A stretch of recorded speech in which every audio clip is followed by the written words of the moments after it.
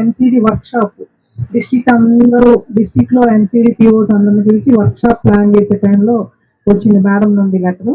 ఆ work shop ఒక 2-3 days ఉందనగా వచ్చినట్టుంది. తర్వాత వర్క్ షాప్ కి మేడం కూడా వచ్చారు, కానీ ఆ వర్క్ షాప్ బిజీలో ఉండి మేడంతో ఇంటరాక్ట్ అవ్వడం అవ్వలేదు. మేడం ఎంత సర్వీస్ ఓరియంటెడ్ అంటే ఆవిడకి ఆల్రెడీ వాళ్ళ మనవడు హాస్పిటల్లో ఉన్నారు. ఆ టైంలో కూడా ఆవిడ హాస్పిటల్కి వెళ్ళి మళ్ళీ వర్క్ షాప్కి వచ్చారు. కలుద్దాం, అసలు ఇక్కడ గవర్నమెంట్ లో ఏం జరుగుతుంది తెలుసుకుందాం అని. ఆ ఒక్కటి చాలు ఆవిడ అంటే సర్వీస్ ఓరియంటేషన్ గురించి ఒక నిదర్శనం అనమాట అది. ఆ తర్వాత అప్పుడు ఎక్కువ మేము ఇంటరాక్ట్ అవ్వలేదు ఆ వర్క్ షాప్ టైంలో. మళ్ళీ ఒక వితిన్ 1 week అనుకుంటా మేడం మళ్ళీ మా ఆఫీస్కి వచ్చారు. మా టీంతో మాట్లాడినప్పుడు మాకు యాక్చువల్గా అర్థమైంది మేడం అసలు అంటే ఏంటి, శారద ఫౌండేషన్ అంటే ఏంటి, డాక్టర్ శారద అంటే ఏంటి. అప్పుడు అనుకున్నాం, సో ఇది అందరి లాంటి ఆర్గనైజేషన్ కాదు, డెఫినెట్ గా సపోర్ట్ చేయాలని. అంటే మేడం అడిగిన సపోర్ట్ ఏం పెద్ద విషయం కాదు. యాక్చువల్ గా ఆవిడే స్క్రీనింగ్ చేస్తున్నారు, ఆవిడే క్యాంప్ కండక్ట్ చేస్తున్నారు, ఆవిడే అన్ని ఫ్రీగా ఇస్తున్నారు, డ్రగ్స్ ఇస్తున్నారు. చాలా వరకు మా సిహెచ్సిలో ఉండే ఫెసిలిటీస్ అన్ని ఆవిడ దగ్గర ఉన్నాయి. అంటే గవర్నమెంట్ లో ఒక పెద్ద మెకానిజం చేసే పని ఆవిడ టీమే చేస్తున్నారని అర్థమైంది మాకు. ఆవిడ అడిగిన ఒకే ఒక్క సపోర్ట్ ఏంటంటే ఆవిడ స్క్రీన్ చేసి ఆవిడ లెవెల్లో సర్వీస్ డయాగ్నోస్ చేసి ట్రీట్మెంట్ చేయగా మిగిలినవి ఎవరైనా ప్రైవేట్ హాస్పిటల్ వెళ్లకుండా గవర్నమెంట్ లో ట్రీట్ చేయించగలగడానికి మీరు ఒక సర్క్యులర్ ఇవ్వమన్నారు. అది ఆవిడ అడిగింది. అది చాలా చిన్న సహాయం యాక్చువల్గా గవర్నమెంట్ నుండి ఇచ్చేది. అది వెంటనే మేము సర్క్యులర్ ఇవ్వడం జరిగింది. అయితే ఆ తర్వాత అసలు ఏం జరుగుతుందని డాక్టర్ సురేష్ గారు వచ్చారు. ఆయన వచ్చాక అసలు మామూలుగా లేదు మేడం, డాక్టర్ శారద గారు చేసే సర్వీసెస్ అని చెప్పడం జరిగింది. అంటే జనరల్ గా లేడీస్ ఒక మంచి నగ కానీ చీర కానీ ఉంటే చాలా హ్యాపీగా ఫీల్ అవుతారు. కానీ ఆవిడ కళల్లో నాకేమనిపించింది అంటే పేషెంట్స్ సర్వీస్ చేయడం వల్ల ఆవిడ దానికంటే డబల్ హ్యాపీనెస్ పొందుతున్నారు అనమాట. ఇప్పుడు మాట్లాడుతుంటే కూడా నాకు అది అర్థమైంది. ఇప్పుడు జనరల్ గా ఇలాంటి పర్సన్స్ చాలా అరుదుగా కనపడతారు మనకి, ఇలాంటి సర్వీస్ చేసేవాళ్ళు, సర్వీస్ ఓరియంటేషన్ ఉన్నవాళ్ళు. నాకైతే ఇక్కడికి వచ్చాక నాకు చాలా హ్యాపీగా అనిపించింది చూడడానికి. నాకు ఇంకా సర్వీస్ ఒక 6 years ఉంది మేడం. 6 years తర్వాత నేను కూడా ఏమన్నా హెల్ప్ చేయగలిగితే నా వంతు కాయలు నేను కూడా చేస్తానని చెప్తున్నాను. Thank you. మీ మీద ఉన్న నమ్మకంతో వాళ్ళు మీ దగ్గరికి రావటం కానీ, లేదా మీరు మేము మిస్ అయిన కేసులు కూడా మీరు పట్టుకొని ఇందులోకి తీసుకురావటం ఎంతో గర్వించదగ్గ విషయం. థ్యాంక్ యూ మేడం, మాకు ఎంతో సపోర్ట్ చేస్తున్నట్టే మాకు. సో అందులో మెయిన్ ఇది cancer screening, breast cancer, cervical cancer, oral cancer, ఈ 3 క్యాన్సర్స్ ని కనుక్కోవటం ఇది. సో మేడం ఆల్రెడీ 75% మా కేసెస్ అన్ని మీరు ఐడెంటిఫై చేస్తున్నారు. సో మీలాగే ఇంకా ముందుకు చాలా మంది రావాలి వాలంటీర్గా. మీ సేవలు గణనీయము. మీకు మనస్ఫూర్తిగా అభినందిస్తున్నాను.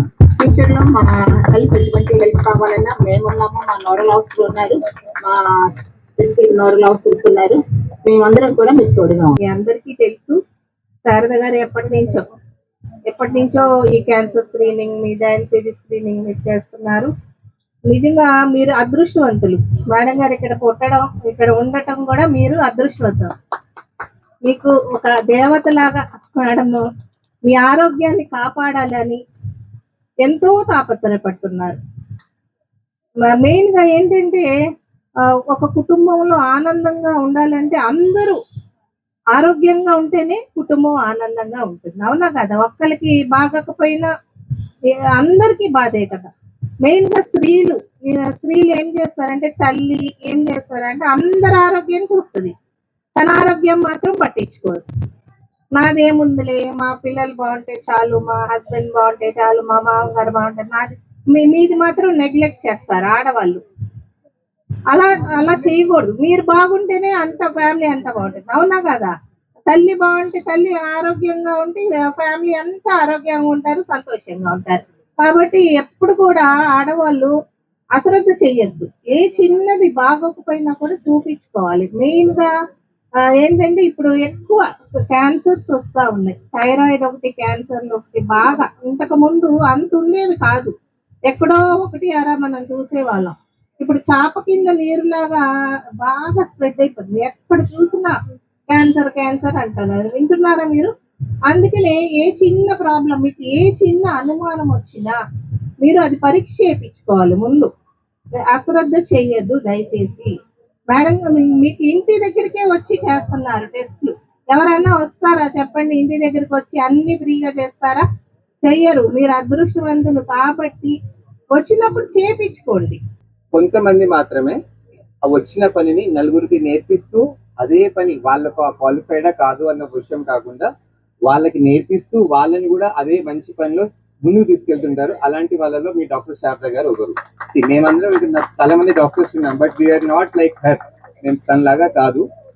షీ డెడికేట్, తన లైఫ్ మొత్తాన్ని డెడికేట్ చేశారనే విషయం చూసిన కొంచెం టైంలో అర్థమైంది. సో ఇందాక ఒక డాక్టర్ గారు చెప్పినట్టు నిజంగా మీరందరూ ఆ విషయంలో అదృష్టవంతులు. ఎందుకంటే అలాంటి వాళ్ళు మన ఇంటి పక్కన ఉండటం.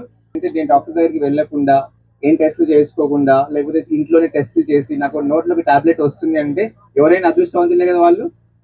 సో మీకు అలాంటి అవకాశం నిజంగా దొరికినట్టే.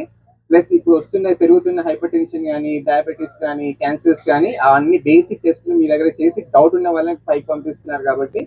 సో మీరు నిజంగా చెప్తున్నాను, నేను ఉన్న ఎక్స్పీరియన్స్ మొత్తంలో కూడా మేము చాలా మంది పర్సనల్ గా హెల్ప్ చేస్తూనే ఉన్నాము. బట్ మీ మేడం లాగా ఇంకో నలుగురిని కలుపుకొని ముందుకు వెళ్ళి తెలియని వాళ్ళకి, తెలిసిన వాళ్ళకి ఎక్కడెక్కడ క్యాంప్స్ పెట్టవచ్చు అన్ని కనుక్కొని మరి హెల్ప్ చేయడానికి కూడా కష్టపడుతున్నారు చూడండి. ఆ పని మేము చేయట్లేదు. హైపర్ టెన్షన్ అయినా డయాబెటీస్ అయినా ఏం సింటమ్స్ ఉండవు అన్లెస్ ఇట్ ఈస్ కాంప్లికేటెడ్ అనమాట. ఆ కాంప్లికేషన్స్ వచ్చాక మనం తెలుసుకొని అప్పుడు ట్రీట్మెంట్ స్టార్ట్ చేస్తే ఆల్రెడీ జరగాల్సిన నష్టం జరిగిపోయి ఉంటుంది దాంట్లో. అంటే ఇప్పుడు డయాబెటీస్ వల్ల అయితే కనుక రెటినోపతి, నెఫ్రోపతి, ఇట్లా న్యూరోపతి ఇట్లాంటివి వచ్చేసిన తర్వాత మనం ఎంత ట్రీట్మెంట్ తీసుకున్నా కానీ అది మళ్ళీ మనం వన్స్ డ్యామేజ్ అయిన దాన్ని మనం మళ్ళీ తీసుకురాలేము. కాబట్టి మనం ఎర్లీగా ముందుగానే అంటే ఒక 35 years నుంచి ఎవ్రీ 6 months ఒకసారి